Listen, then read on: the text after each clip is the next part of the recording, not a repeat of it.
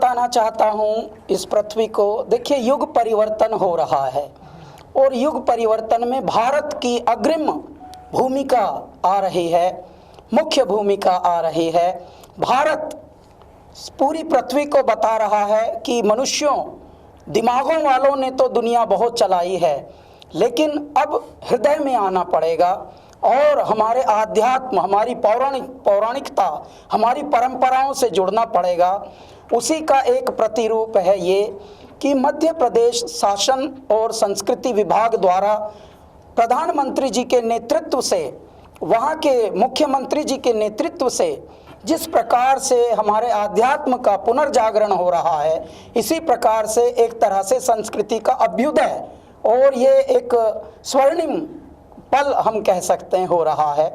11 अक्टूबर को प्रधानमंत्री जी अनावृत करेंगे जय श्री महाकाल लोक, यानी उज्जैन, जो सप्त ऋषियों द्वारा बसाई हुई नगरी है, जो पृथ्वी पर पहली नगरियां 7 बनी थी, उनमें से उज्जैन एक है जो भारत के मध्य में स्थित है। उसका थोड़ा सा पुनरुत्थान हुआ है।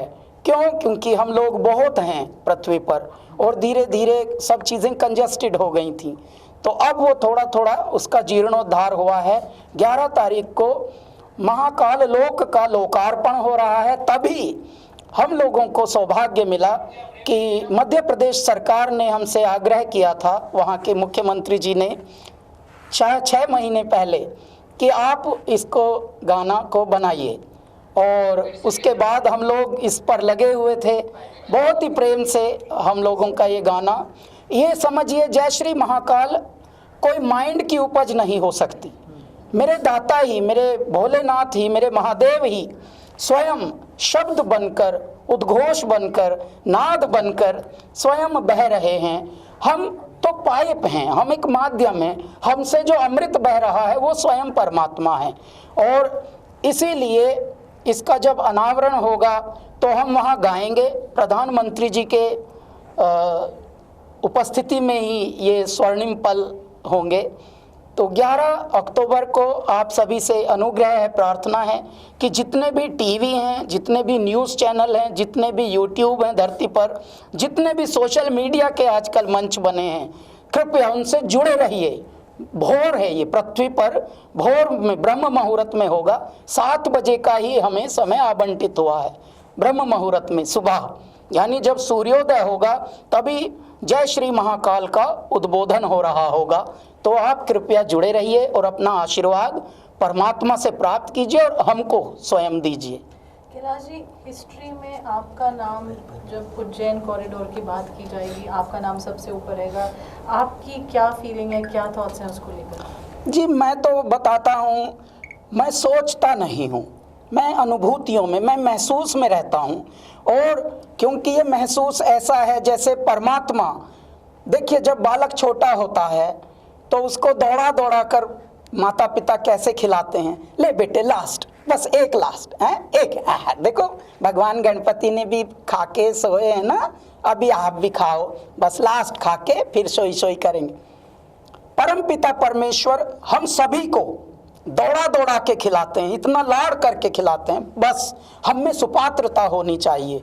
और मैं ऐसा मानता हूँ कि शायद हमारे कुछ कर्म में, हमारे पुण्यों में, हमारे प्रारब्ध में इस तरह का कुछ पुण्य रहा होगा, इस तरह का कुछ सुकर्म रहा होगा, सत्कर्म रहा होगा। हमारी जो बैलेंस शीट है उसमें शायद ऐसा रहा होगा कि रिटर्न चेक आएंगे सरकार से, तो वहाँ परमात्मा की सरकार से यानी परम सत्ता से हमको ये अच्छे सौभाग्य के पल मिलते हैं कि उनकी सेवा, उनकी स्तुति, उनका मनन करने का सौभाग्य प्राप्त होता है। शायद ये सुशुभ कर्मों का फल है। तो ऐसे में हम जो अनुभूति, जिस अनुभूति में हम हैं, जिस एहसास में अब हम हैं, बस यही है कि ईश्वर को जितना नमन किया जाए, जितना धन्यवाद दिया जाए, वो कम है।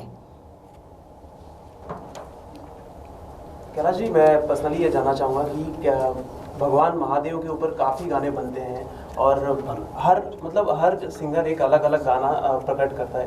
मैं जानना चाहूँगा आपसे, कितना मुश्किल होता है कि वो एक ही टॉपिक, मतलब एक ही महादेव को लेकर वो बार बार वही चीज़ें गाना, कितना प्रिपरेशन करना पड़ता है उस चीज़ के लिए?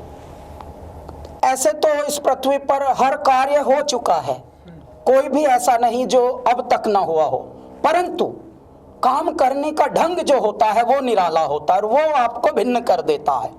आज तक बहुत गाने बने थे, लेकिन पृथ्वी पर जब हम लोगों का पदार्पण कराया ईश्वर ने, तो हमारे ढंग अलग थे, हमारा रंग अलग था, हमारी खुशबू अलग थी।